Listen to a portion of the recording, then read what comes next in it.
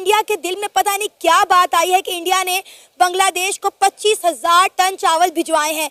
जी हाँ, आप बिल्कुल ठीक सुन रहे हैं। कितने सारे तनाज़ात के बाद, इतने सारी लड़ाई झगड़ों के बावजूद इंडिया ने 25,000 टन चावल जो है वो बांग्लादेश भिजवाए हैं। नमस्कार दोस्तों, आज हम बात करेंगे भारत के उस कदम की जिसने एक बार फिर हमारी मानवता और पड़ोसी रिश्तों को दुनिया के सामने साबित किया।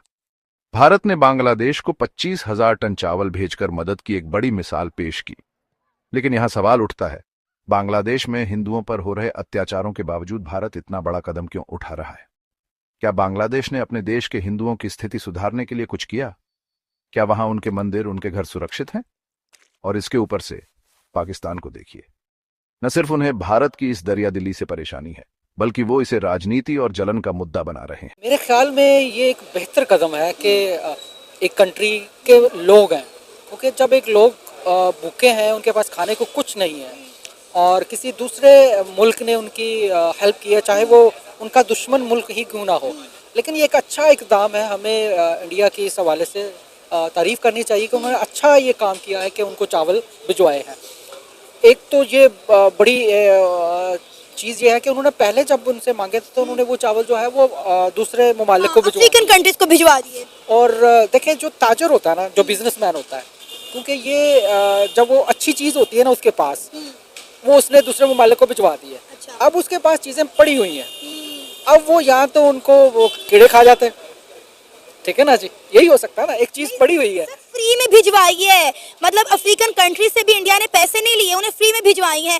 बांग्लादेश के पिछले दिनों जब इंडिया के साथ मामला खराब थे, जो कि अभी भी हैं, बॉर्डर पर इंडिया की सब्जियां पड़ी ट्रक्स में गल गई, लेकिन इन्होंने वो सब्जियां बांग्लादेश नहीं भिजवाई। लेकिन क्योंकि अब बांग्लादेश में जो है महंगाई हद से ज़्यादा बढ़ चुकी है, वहाँ पे फूड क्राइसिस बहुत ज़्यादा बढ़ चुके हैं, तो उन्होंने तरस खा के इनके लिए चावल भिजवा दिए कि कहीं ये लोग भूख से ही ना मर जाएं। हाँ, ये तो जैसा कि मैंने पहले कहा ना कि ये एक अच्छा कदम है उनका, हमें उनकी तारीफ करनी चाहिए कि उन्होंने एक मुल्क, एक लोगों की जो है ना हेल्प की है, लोगों की हेल्प की है। उन्होंने ये नहीं देखा कि वहाँ मुसलमान हैं, हिंदू हैं, कुछ भी है। जब इंसान भूखा होता है ना, उसका कोई मजहब नहीं होता, उसको सिर्फ खाने को मिलना चाहिए।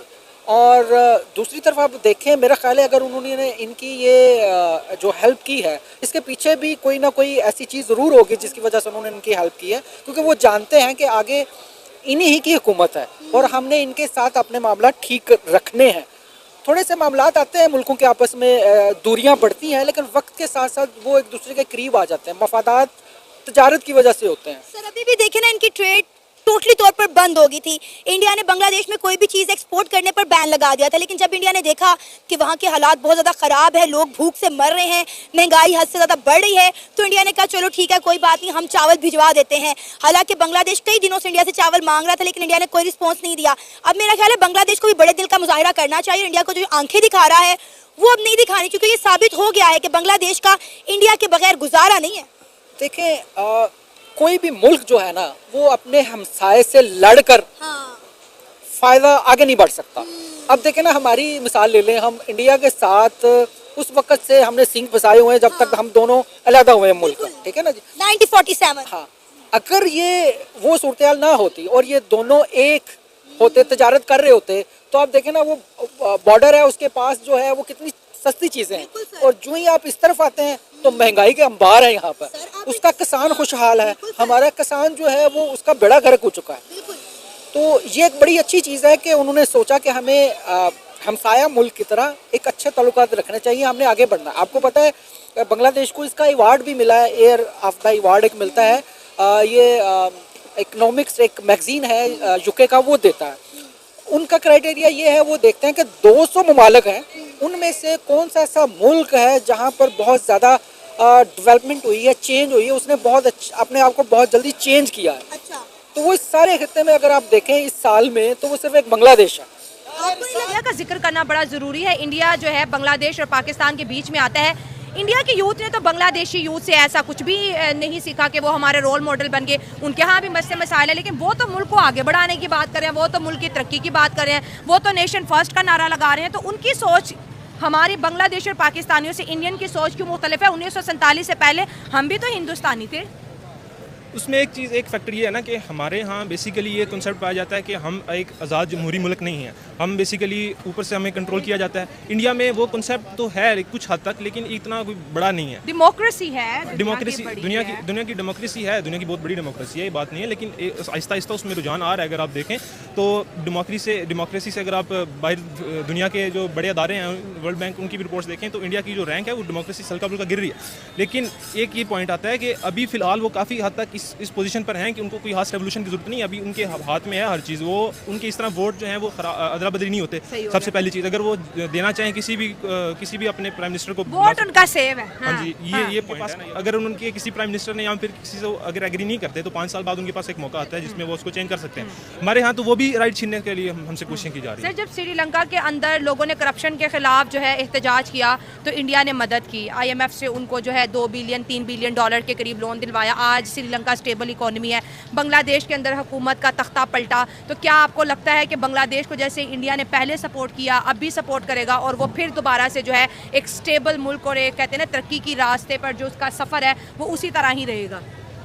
देखिए, एक चीज़ तो क्लियर है कि भारत फिलहाल साउथ एशिया की एक सुपर पावर है। अगर हम इस रीजन की देखी जाए तो वो ऑफकोर्स इस रीजन में तो अपना डोमिनेंस अपना रखने की कोशिश करेगा, ऐसे जैसे एक एनिमी उसके नेबर के ऊपर है।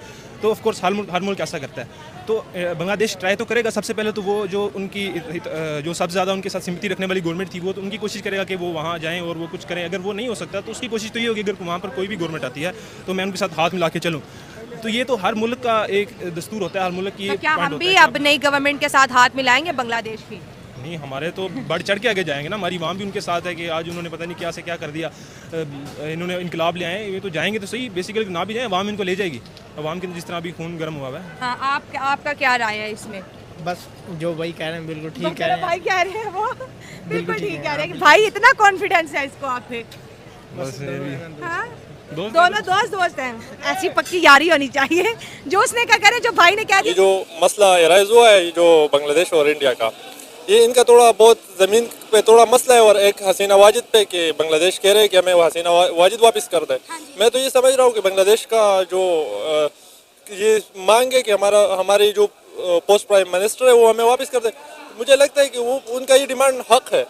और ऊपर अगर अब हम बात करें उस पर एक्सपोर्ट्स और इम्पोर्ट्स पे, तो अगर इंडिया बांग्लादेश को एक्सपोर्ट्स नहीं करेंगे, बांग्लादेश का तो नुकसान होगा ही फूड क्राइसिस की सूरत में, लेकिन सबसे बड़ा नुकसान तो इंडिया का है।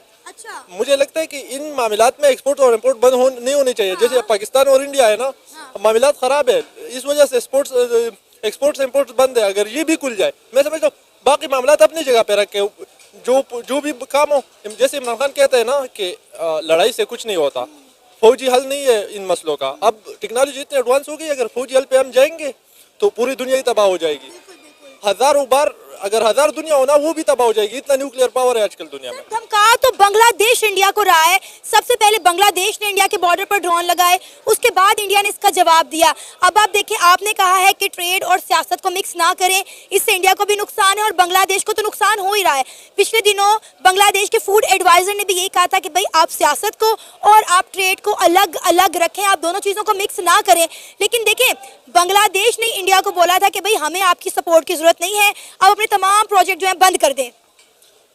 हाँ, तो अगर बांग्लादेश ये कह रहे हैं तो ये बांग्लादेश की जो नया मैनेजमेंट है उनकी गलती है। उन्हें करना चाहिए कि उनको ये सॉर्ट आउट करना चाहिए, इन चीज़ों को बैठ के बातें करना चाहिए। और मैं ये समझता हूँ कि जो एडवांस्ड कंट्री है, जैसे कि सुपर पावर्स है, जैसे कि अमेरिका, चाइना, रूस, इनको इंटरप्ट करना चाहिए, इनको बिठा के मामला सॉर्ट आउट करने चाहिए। उसके साथ तो खुद जो है बांग्लादेश अपने मामला खराब कर रहा है। बांग्लादेश के अंदर जो Russia backed nuclear power plant लग रहा है, जो अगले साल मुकम्मल तौर पर तामीर हो जाएगा। बांग्लादेश ने तो रशिया को जो है उस पर करप्शन चार्जेस डाल दिए। उन्होंने कहा जी रशिया ने इसमें बड़ी करप्शन की है। तो रशिया के साथ भी तो बांग्लादेश मामला खराब कर रहा है, इंडिया के साथ भी, रशिया के साथ भी। देखिए, हम एक साइड देख रहे हैं, दूसरी साइड हम नहीं देख रहे। हम वो देख रहे हैं जो इंडिया हमें दिखा रहा है। ऐसे भी हो सकता है कि बांग्लादेश वालों की पॉइंट ऑफ व्यू हमारे सामने आ ही नहीं रहा, ना हमारे सामने आ रहा है, ना इंडिया के अवाम के सामने। अब नफरत बढ़ रहा है, इंडिया के अवाम का भी बांग्लादेश के अवाम से नफरत बढ़ रहा है, बांग्लादेश के अवाम का भी इंडिया के अवाम से नफरत बढ़ रहा है। मैं समझ यार, अगर एक ऐसे न्यूट्रल लोग इंटरप्ट कर जाए, न्यूट्रल लोग जो इंडिया के पॉइंट ऑफ व्यू हमें समझाए और बांग्लादेश को समझाए, बांग्लादेश के पॉइंट ऑफ व्यू बाकी दुनिया को समझाए, हमें समझाए, इंडिया को समझाए, तो मुझे लगता है उससे कोई हल निकल जाएगी। इंडिया को लगता है कि पाकिस्तान जो है वो इंडिया का दिमाग खराब कर रहा है। 1971 में इंडिया ने बांग्लादेश को सपोर्ट किया था और आज वही बांग्लादेश इंडिया को छोड़कर जो है वो पाकिस्तान से मदद मांग रहा है, पाकिस्तान से जो है वो कह रहा है कि हमारी इमदाद करें। लेकिन मैं कहती हूँ ये इंडिया का बड़ापन है कि उन्होंने बांग्लादेश को जो 25,000 टन चावल भिजवाए हैं। अच्छी बात है, देखे ये बड़ापन अलग तरफ है, ये उनका फायदा भी है इंडिया का। इंडिया का ये फायदा है कि वो चावल भिजवा रहा है, उनका फायदा। जब देखे अगर जब ट्रेड होता है ना, ट्रेड तो जितना करीबी कंट्रीज जो होते हैं उन पे एक खर्चा नहीं होता लेके डिलीवरी का, तो इंडिया को वो खर्चा बच जाता है। वही पैसे जो वो बाहर बेचते हैं किसी यूरोपियन कंट्री में, वही पैसे उसे मिलते हैं, उतनी रेट पे बांग्लादेश पे भी बेचते हैं, हालांकि उसको बच जाता है वो डिलीवरी कास्ट।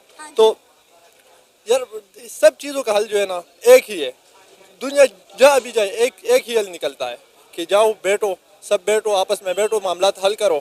और बांग्लादेश के कुछ ऐसे कि कुछ लोग हैं, कुछ लोग, सारे नहीं, कुछ लोग हैं जो एंटी इंडिया है और वो अपने डर से कर रहे हैं। वो इसलिए नहीं कर रहे कि वो इंडिया के कोई मुखालिफ है, वो इसलिए कर रहे हैं कि वो अपने डर से कर रहे हैं। उन्हें डर लग रहा है कि हसीना वाजिद अगर पावर में वापस आ गई तो उन लोगों की तो फिर जगह नहीं है।